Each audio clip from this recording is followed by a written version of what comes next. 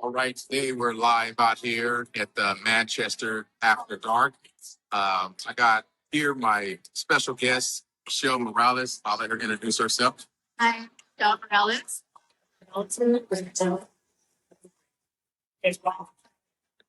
You also tell them your license number? License number. They're not 690 and actually went to Realty. So, yes, once again, my name is Marshawn here. I'm with MKG Enterprises. We are a local mortgage broker and technology company that likes to partner with real estate agents, and we're going to be a strategic partner, how we can add value, how we're able to help real estate agents.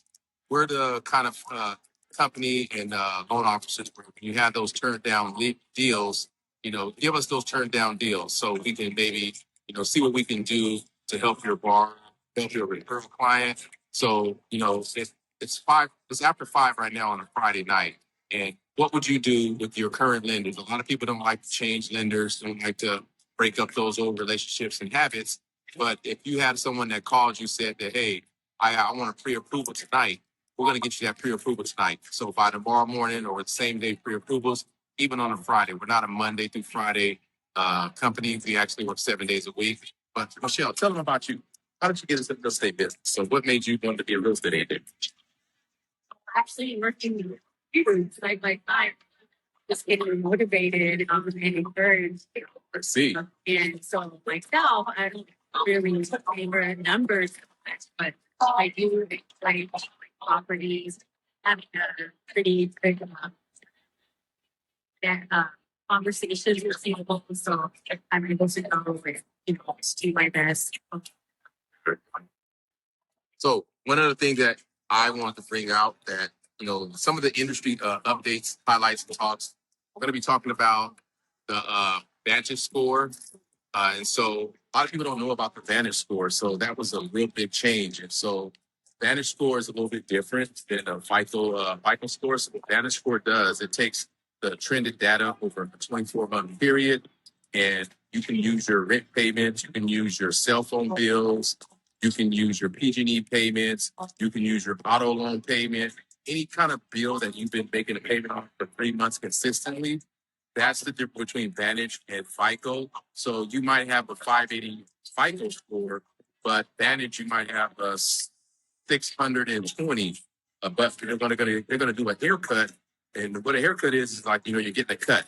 So they're gonna cut 20 points off your Vantage score, and you're gonna get the best of both worlds to get you pre-approved and qualified. And so it's also going to help you save money. We're looking at saving anywhere between $8,500 and $570 a month in savings. And so it increases your buyer's buying power. What do you know about Vantage score and FICO score? Is that something that a lot of agents are talking about, or they're just kind of just staying quiet at the moment, just kind of saying, hey, let me get a client. Let me just, walk them in the door. I mean, what value are you going to be adding to your clients? I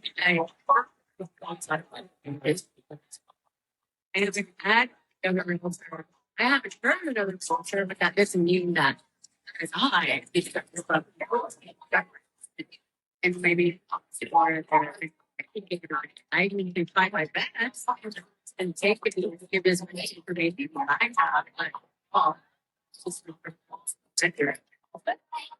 I think it's a two-way street. It should be like reciprocal and not always saying it's to lenders to open up that conversation. Because if you have a borrower that went to a lender that only got them pre-qualified, pre-approved on a FICO score, they're really not, underutilizing their buying power. So if you had a client that got pre-approved for $300,000 because of their credit score or because of affordability, but you had another lender, let's say for myself, I did the same process, but I was able to give your client $30,000 worth of buying power. That means that can make a difference between an upgrade the home. And so it's just equally important for a real estate agent to help, navigate their clients through that process or you find that information, because your buyer's consultation is not going to be the same as my pre-approval or my lender's consultation.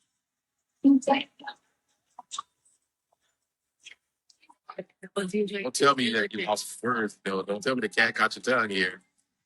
I mean, that makes sense. But overall, I guess I just have this call. It's my life and trying to get to by self or buyer.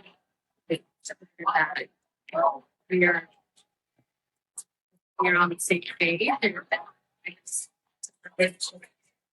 So again, it's all under that. They have a certain time frame where they can help them. I would advise them. Stand by I mean, I think, we're in 2026 right now. Real estate is not the same as the real estate selling and buying that was in 2000s. And so we're in the digital age. And just like Facebook, no one thought Facebook was going to be as big and as popular as it was going to be, connecting everyone, families, friends. It's a sphere of influence. And Vantage score, and FICO score, it's just the same as the sphere of influence when it comes to credit and what credit matters, because that is going to determine who's going to buy a house, who's going to be able to afford affordability.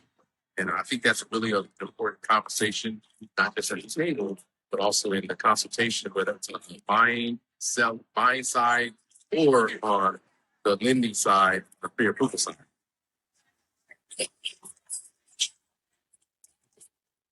But other than that, what are you seeing like as far as the hot markets? So where's the hot markets at? Like, where's the houses that are selling the most at? Like that you've seen where people are saying, I'm going to buy on this side of town.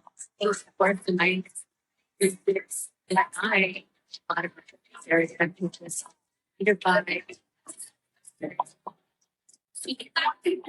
Canada high school. And why is that?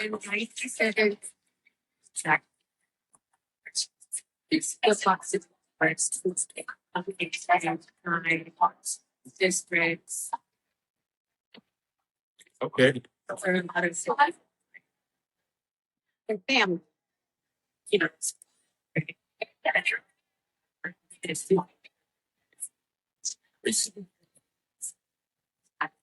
So amenities. What about? I know Clovis is really popular because they like the education system, and area is a really desirable area. Home prices. Do you see the home prices going up and going down in Clovis area, or even like City Falls that you mentioned? It's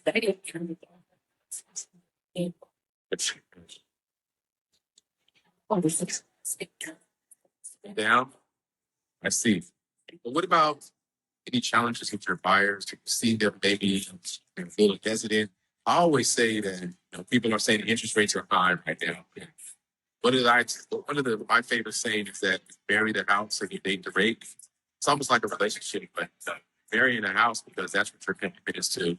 And interest rates change daily, weekly, monthly, and you can always refinance. People refinance every 210 days. You know that? no. How much do you need for FHA? What is the down payment you got the buyers to put down? 3.5.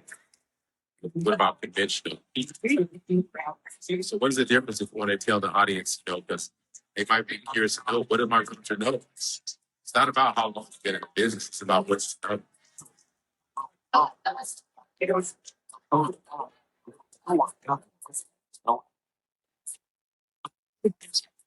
You want me to kind of restate that again? Yeah. Okay.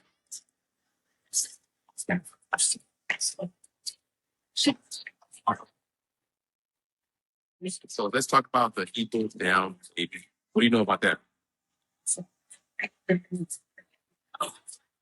It's up to 5%. That's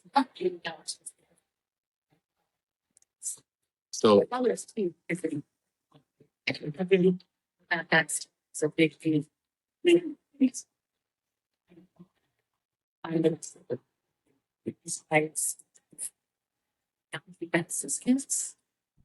So what about sometimes I think we had a conversation a few weeks back.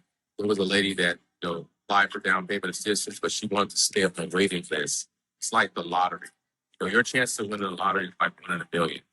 And, the longer you wait to buy a house, so the people that bought a house last year is not in the same place as the people buying a house today. As the equity, time is value. And so if you buy a house last year, your home appreciated, which means now you have equity or skin in the game than you did buying today.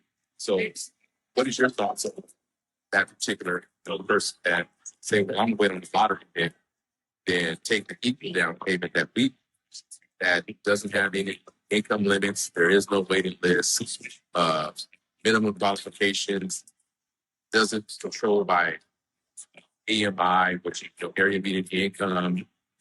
Because sometimes, people think that, oh, get the down payment assistance and they might only be able to qualify for a $250,000 house. How challenging would that be for you to have to give such around a house for $250,000 that's lendable and livable? It's like their hopes. So I think it's like, how would they be? Really certain.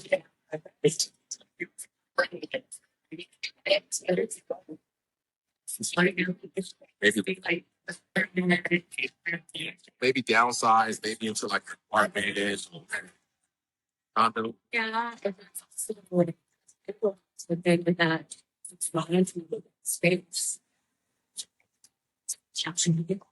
So I think with the mobile homes that with the mobile homes, you really it's gonna be hard for you to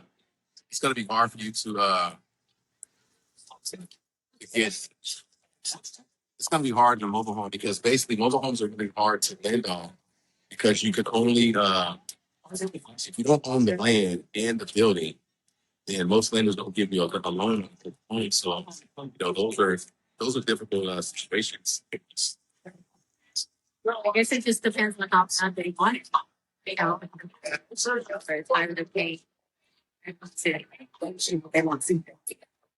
So where are we at today? So let people know where we're at today, so how we can get there. Where are we at today? How do people can find you? How do they get there? How can they meet you? Well, I can be by full area. I also have most of the time for answer my you can email me. I can just mark back to text faster. It's also social media platform.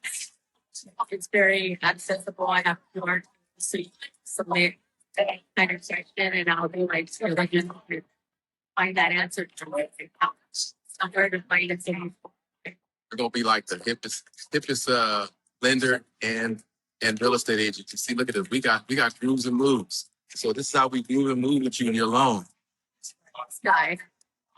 Very Yeah. in front of the camera. Yeah, let's get it. Let's get it. Gonna get you in that home. So you're gonna be doing the home dance. This is the move-in dance. Let's do the move-in dance. Let's see how they gonna do the move-in dance. Yeah, when they get that pre-approved, they be qualified. The move-in dance. Do it. Yeah. Come out here to Manchester and visit us. Or just stick to our YouTube channel, Facebook channel, Instagram channel. And also, we got something coming out real soon, our own Zoom app in the Zoom marketplace where you can download that app and just get on there and just listen to us talk about real estate and what's going on, what matters, and what's hot the topic.